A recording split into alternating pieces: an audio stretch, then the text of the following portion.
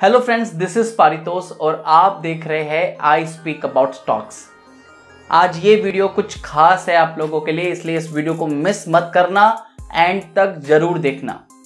इस वीडियो में मैंने आप लोगों के लिए 5000 स्टॉक्स का पूरा एनालिसिस करने के बाद कुछ चुने हुए सेलेक्टेड स्टॉक्स मैंने आपके लिए लिए हैं, जिनमें आज निवेश करके आप भूल भी सकते हो लंबी अवधि के लिए।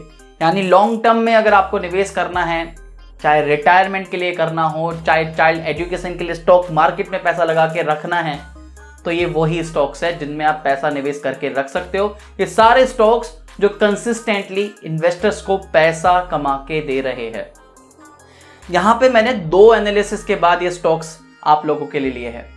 पहला है फंडामेंटल एनालिसिस, जिसमें मैंने कॉफी कैन इन्वेस्टिंग अप्रोच को फॉलो करा है और कुछ 4 पैरामीटर्स के बाद ये स्टॉक सेलेक्ट करे। तो उनमें सबसे पहले हमने देखा है कि वो कौन सी कंपनियां हैं जिनका रिटर्न ऑन कैपिटल एम्प्लॉयड 10 सालों का 15% से कंसिस्टेंटली ज्यादा है। मतलब ये सारी कंपनियां जिनका 10 सालों से कंसिस्टेंटली 15% से ऊपर रिटर्न ऑन कैपिटल एम्प्लॉयड है, और साथ ही में वो सारी कंपनियां जिनका रिटर्न ऑन इक्विटी 10 सालों का 15% से ज्यादा है। तीसरा पैरामीटर, वो सारी कंपनियां जिनका सेल्स ग्रोथ, अगर कोई कंपनी कंसिस्टेंटली सेल्स ग्रोथ कर रही होगी तभी ही तो शेयर होल्डर्स पैसा कमाएंगे। वो सारी कंपनियां जिनका लास्ट 10 सालों का सेल्स ग्रोथ 10% से ऊपर है। और साथ में लास्ट पैरामीटर, वो सारी कंपनियां जिनका डेट टू इक्विटी रेशो 1% से कम है। यानी ये सारी डेट फ्री कंपनी है, कोई कर्जा नहीं है। यानी ये 4 पैरामीटर्स के बाद तकरीबन 5000 स्टॉक्स में से सिर्फ 45 ऐसे नाम हैं जो इन चारों पैरामीटर्स पर आती है। लेकिन ये फंडामेंटल चेक हुआ। अब इस फंडामेंटल चेक के बाद हमने देखा टेक्निकल एनालिसिस। आफ्टर दिस रसिया और यूक्रेन का जो वॉर सिचुएशन है, मार्केट में वॉलेटिलिटी है। 2022 में जनवरी, फरवरी, मार्च में स्टॉक मार्केट गिर रहा है, काफी सारे स्टॉक्स गिरे, अच्छे स्टॉक्स गिरे हैं। लेकिन गिरने के बावजूद भी इन 45 स्टॉक्स में से वो कौन से स्टॉक्स हैं जो मार्केट को आउट परफॉर्म कर रहे हैं, यानी गिर रहे हैं लेकिन अभी भी निफ्टी 50 को आउट परफॉर्म कर रहे हैं। ये सारा फ्रेमवर्क मैंने आप लोगों के लिए रेडी किया है, जो कि मैं अभी स्क्रीन पे आप लोगों को दिखाने वाला हूं। पहले फंडामेंटल चेक और दूसरा फिर टेक्निकल एनालिसिस, जो मैंने एल्गोरिथम के बेसिस पे ये फ्रेमवर्क पूरा बनाया है। तो स्क्रीन पे चलते हैं, फिर मैं आपको नाम बताता हूं वो कौन से स्टॉक्स है जिनमें आप लॉन्ग टर्म के लिए पैसा निवेश करके रखा जा सकता है। तो अब स्क्रीन पे चलते हैं। तो गाइस, सबसे पहले हम आए हैं screener.in पर, ताकि हम फंडामेंटल चेक करें। फंडामेंटल चेक पे हमने वो सारी कंपनियां जिसका average return on capital employed last 10 सालों का 15% से ज़्यादा है, सेल्स ग्रोथ लास्ट 10 सालों का 10% से ज़्यादा है, एवरेज रिटर्न ऑन इक्विटी 10 सालों का 15% से ज़्यादा है, और डेट टू इक्विटी रेशो हमारा <1 है।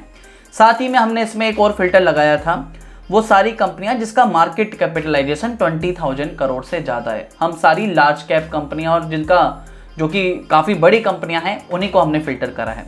तो इसको रन करने के बाद तकरीबन 45 नेम्स हमारे पास आते हैं। उसमें से TCS, इन्फोसिस, एस्टेल टेक्नोलॉजी, एशियन पेंट, सारी बड़ी कंपनियां हमारे इस बेसिकली फिल्टर में आती है।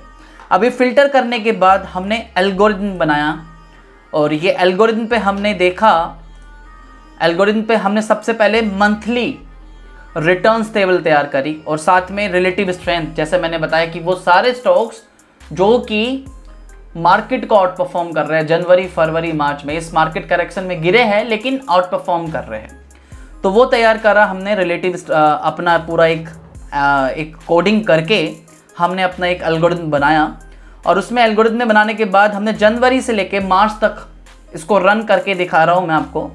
तो इसमें सारे वो नाम आ गए जो हमारे फिल्टर में आते हैं। तो फिल्टर के लिए हमने 2 चीज़ें तैयार करी है। हमने वो सारे स्टॉक्स जो हमने अभी लिस्ट बनाई है 45 स्टॉक्स की, साथ ही में सिर्फ हमने वो स्टॉक सेलेक्ट करे हैं जो कि जनवरी, फरवरी और मार्च में, मतलब लास्ट कुछ 6 महीनों में निफ्टी 50 को आउट परफॉर्म कर रहे हैं कंसिस्टेंटली। सिर्फ वही स्टॉक्स को हमने सेलेक्ट करा है। तो इसको सेलेक्ट करने के बाद जब हम इसमें देखेंगे कि वो सारे स्टॉक्स जिसमें सबसे ज़्यादा आउट परफॉर्म करा है, यानी वो सारे स्टॉक जिसमें सबसे ज़्यादा निफ्टी 50 को आउट परफॉर्म करा है, तो उसमें नाम आता है, पहला नाम आता है KPR मिल्स, दूसरा नाम आता है मिंडा इंडस्ट्रीज, तीसरा नाम आता है टाइटन और चौथा नाम आता है सेफलर इंडिया, फिर आता है पेज इंडस्ट्री, L&T इन्फोटेक और परसिस्टेंट। ये कुछ शुरू के नाम हैं जो they are beating the market, they are outperforming the Nifty 50 consistently from the last 6 month. So अगर आपको लॉन्ग टर्म में निवेश करना है तो ये अच्छे कैंडिडेट है आपके पोर्टफोलियो के लिए, जिसको रख के आप निवेश करके लॉन्ग टर्म के लिए रख सकते हो। ये हमने 20वीं जनवरी और मार्च में किया है। अगर मैं KPR मिल्स का आपको दिखाऊं, अगर हम सिर्फ KPR मिल्स का मैं इसको 2010 से लेके 2022 तक का इसका एक पूरा मंथली रिटर्न्स टेबल आपको दिखाऊं KPR मिल्स का, तो मैं आपको वो दिखाना चाहूँगा। तो ये हमारा अभी 2010 से 2022 तक का मंथली रिटर्न्स टेबल का हमने ये एल्गोरिथम चलाया है। तो इसमें आप देखेंगे 2010 में भी अगर आप देखेंगे जो इसका ईयरली रिटर्न्स था वो था 103%। 2011 में स्टॉक गिरा था 60%, तकरीबन पूरे साल में गिरा। 2012 में 60% रिटर्न्स कमाया।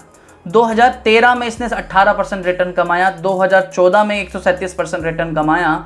2015 में 129, 2016 में 38, 2017 में और 2018 में परफॉर्म नहीं करा। 2019 में इतना परफॉर्म नहीं करा, तकरीबन 16% का रिटर्न्स था। 2020 में भी 32% का रिटर्न्स था, लेकिन 2021 में इसने रिकॉर्ड तोड़ दिया। 282% का रिटर्न्स था पूरे साल में। हालांकि अभी इस मार्केट करेक्शन में गिरा है जनवरी और फरवरी में, लेकिन मार्च में इसने दोबारा पिकअप लिया है और मार्च में इसका जो, जैसा मैंने आपको बताया, RSL अगर आप देखते हैं वीकली बेसिस पर, अगर इसकी आउट परफॉर्मेंस देखते हैं निफ्टी के कंपैरिजन में, तो consistently this stock is out performing Nifty 50 consistently. ये KPR मिल्स के बारे में हमने बात करी है। अभी हम दोबारा अगर इसको और फिर दूसरा नाम देखते हैं, मैं दूसरा नाम भी आपको दिखाना चाहूँगा। KPR मिल्स के बाद आता है मिंडा इंडस्ट्री। अगर मैं मिंडा इंडस्ट्री की बात करूं और मिंडा इंडस्ट्री को भी मैं सिमिलरली 2010 से आपको दिखाना चाहूं, चलो 2015 से देख लेते हैं एक बार और एक्सप्लोर करते हैं।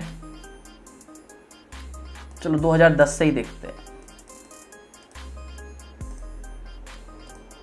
जितना भी हमारा इसमें। तो ये मिंडा इंडस्ट्री का रिकॉर्ड है। 2010 में 9% का रिटर्न्स था। 2011 में गिरा था। 2012 में 48 था। 2013 में -10 था। 2014 में इस स्टॉक ने 163% के रिटर्न्स कमा के दिए इन्वेस्टर्स को। 2015 71, 2016 में 66, 2017 में 326% रिटर्न्स दिए थे, मल्टीबैगर रिटर्न्स। 2018 में 24% गिरा था। 2019 में 9% गिरा। 2020 में 13% गिरा नहीं, सॉरी, बढ़ा। 2020 में 13% का रिटर्न दिया, लेकिन 2021 में 204% का रिटर्न। आज ये स्टॉक 2 जनवरी और फरवरी में गिरा, लेकिन मार्च में तकरीबन 8% के करीब का रिटर्न्स कमा के दिया इन्वेस्टर्स को। ये स्टॉक भी जो कंसिस्टेंटली आउट परफॉर्म कर रहा है निफ्टी 50 को। ये मैंने मंथली रिटर्न्स टेबल तैयार करी है और साथ ही में जो एल्गोरिथम बनाया है वो एल्गोरिथम में हमने देखा है रिलेटिव स्ट्रेंथ, यानी वो सारे स्टॉक्स जो लास्ट 6 महीनों से निफ्टी 50 को आउट परफॉर्म कर रहे हैं।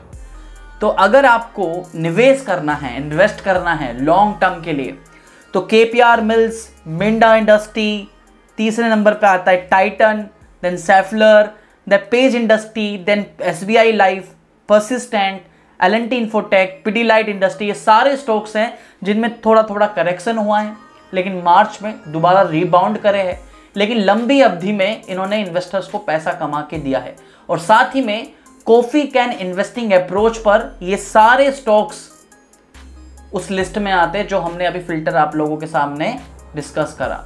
रिटर्न ऑन कैपिटल एम्प्लॉयड 15% से ज़्यादा है, रिटर्न ऑन इक्विटी 15% से ज़्यादा है, हर साल सेल्स ग्रोथ 10% से ज़्यादा है, और साथ ही में debt to equity ratio is less than 1, और सारी कंपनियां जिनका मार्केट कैपिटलाइजेशन 20,000 करोड़ से ज़्यादा है।